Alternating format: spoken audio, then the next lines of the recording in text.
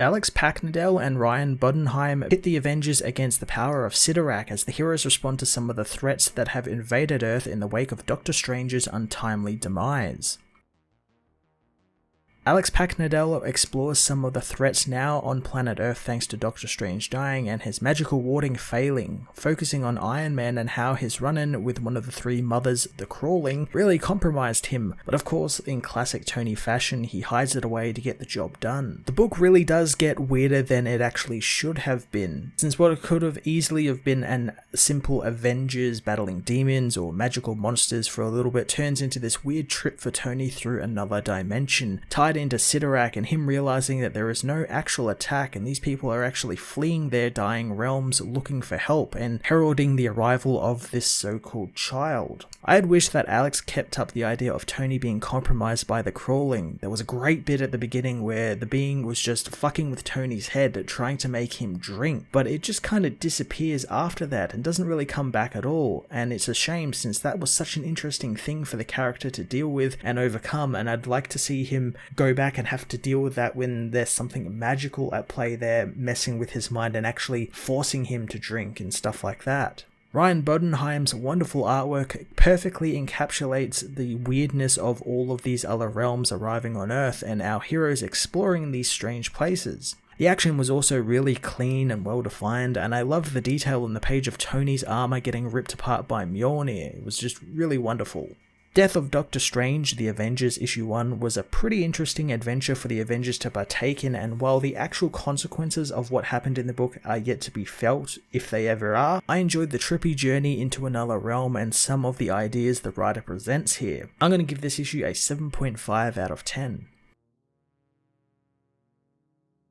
Death of Doctor Strange, The Avengers Issue 1 goes years into the past, where the first meeting of the Illuminati is about to begin in Wakanda. Iron Man talks with Doctor Strange about a scary mask his father had in his office, knowing the one on the Wakandan wall reminds him of it. Stephen knows that being scared as a child would be a natural reaction, since objects designed to repel evil are often more unsettling themselves. Iron Man has no idea what he means, so Stephen explains the magic behind it and how it wards off bad luck. Tony knows to scare off monsters under the bed, they use scarier monsters, thinking that that's what this meeting is like. Black Bolt and Charles Xavier arrive as Stephen knows that they are actually putting together some type of cabal, wondering why Tony has reservations. Tony says that it's a trust thing, knowing that it's not personal, but he doesn't understand Stephen and his magic, and he doesn't trust what he doesn't understand. Stephen reminds Tony that one of his fellow Avengers is a Norse god, but Tony knows that he's a Ren Fair reject with a big hammer and easy to read, whereas Stephen isn't, and he represents a world without rules, and he can't have that, and he was only invited because Black Panther trusts him. Tony says that he is aware T'Challa doesn't trust him since his nation is on a bed of invincible metal while he wears a metal suit. Tony knows that he shouldn't be trusted as Stephen thinks that they should take a seat. Tony stops him, asking about the magic behind the mask and if it works, but Stephen taps his helmet, asking for Tony to tell him if it does, since he wears a mask as well. In the Florida Everglades in the present day, a group of men arrive moving a nuclear bomb through the swamps, wondering where the Man-Thing is. One of them knows that he has abandoned his post after Doctor Strange was killed and their interdimensional masters moved in. They arrive at the strange portal to the nexus of all realities, with one of the men angered that the other invokes the name of Tiboro, seeing as the bomb they have belongs to the great Agamons, and this is his plan. They get ready to arm the device when out of the portal comes Juggernaut, who attacks the men. Tony Stark meanwhile takes a shower, hearing the voice of one of the three mothers, the Crawling, trying to convince him to have a drink. He gets Bosch to run some scans on him to see if anything alien is infecting him, but nothing is detected.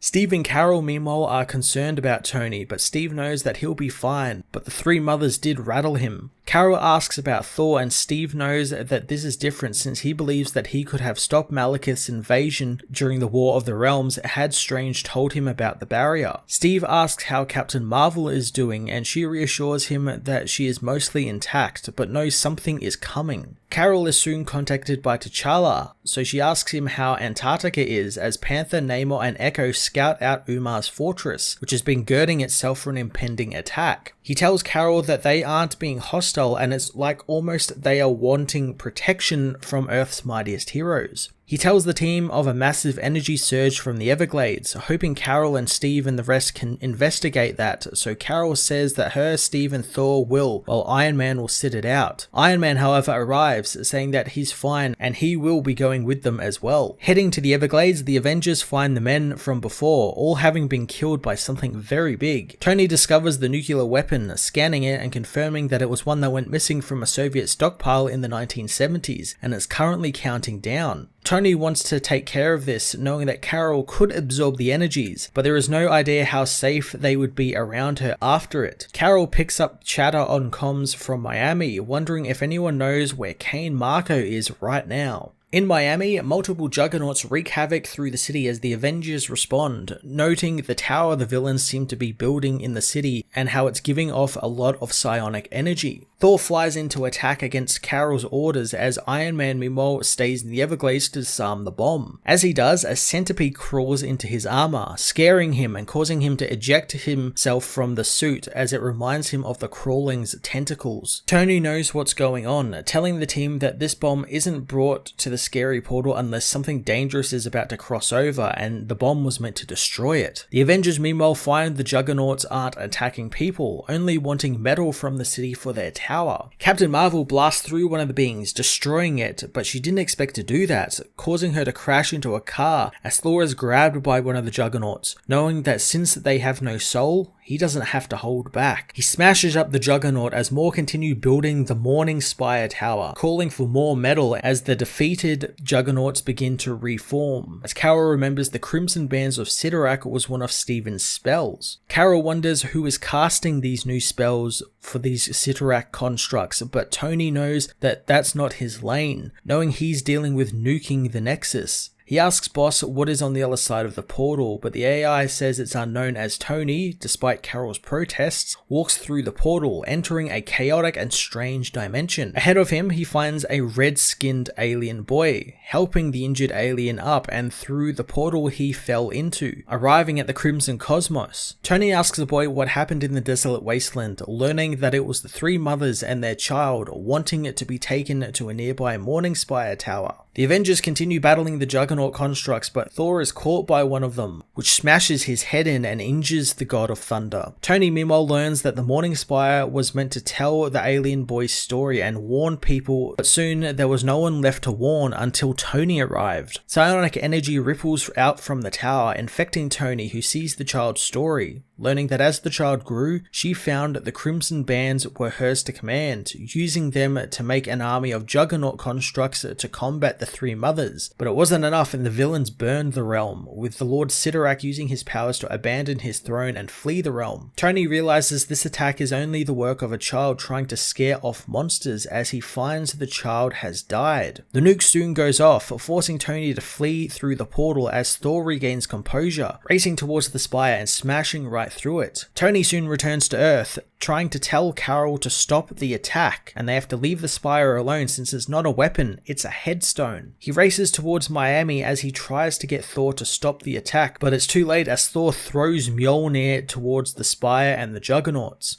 Iron Man arrives just in the nick of time to push the Juggernaut out of the way, taking the full force of Mjolnir to his back, crumpling his armor and pushing him out of it. Luckily, Tony is okay though, telling the team to stand down since the child within the Juggernaut armor is going to explain. Tony wants to help the child as they say that they are all gone now. Tony is aware, knowing that they sent the child to the right place as he takes the child to the spire, activating it and having it send out its psionic energy, which taps into the mind of everyone on Earth, telling everyone that the Sorcerer Supreme is dead, and now they know what the stakes are, since the child is coming and he will leave nothing for the vultures.